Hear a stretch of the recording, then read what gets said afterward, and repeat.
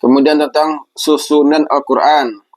Ada pertanyaan, ayat yang pertama kali turun adalah Iqra dan seterusnya. Dan yang terakhir adalah Al-Yauma akmaltu lakum dinakum dan seterusnya. Mengapa mushaf itu tidak tersusun sebagaimana urutan-urutannya?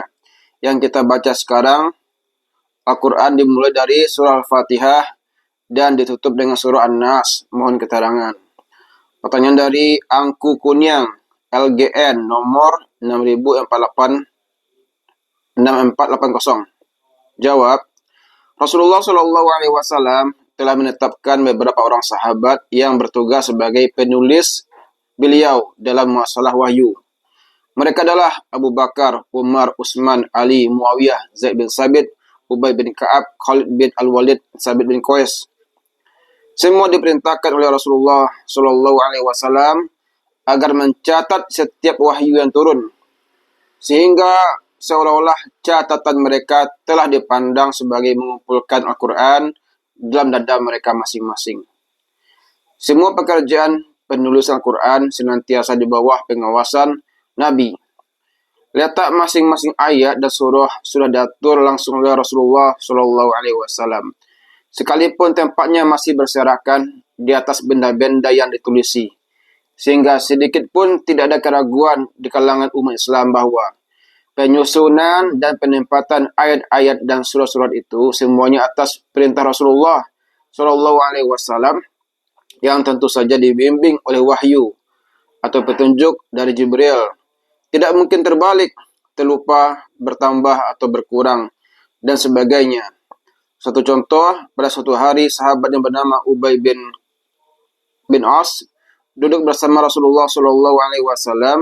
Tiba-tiba beliau mengangkat matanya sambil membetulkan letak suatu ayat.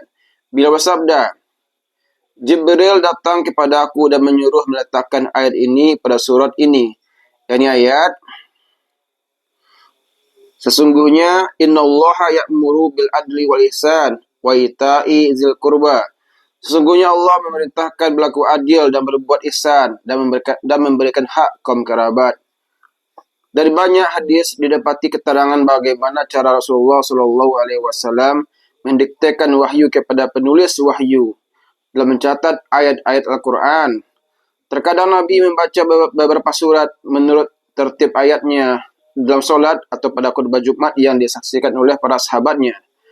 Dan tentu saja hal yang baru didengar itu dicatat oleh para sahabat, terutama para pencatat wahyu. Ini menunjukkan bahwa urusan penyusunan ayat-ayat dalam surat dan susunan surat-surat dalam Al-Quran adalah wewenang Nabi. Dan diinstruksikan pada para pencatat untuk menyusunnya sebagaimana sekarang kita baca dalam mushaf. Keterangan seperti ini dapat dibaca antara lain pada kitab Al-Itqan, kitab sejarah dan pengantar ilmu tafsir tulisan Profesor Hasbi Siddiqi, dan pada Muqaddimah Al-Quran dan tafsirnya oleh Departemen Agama.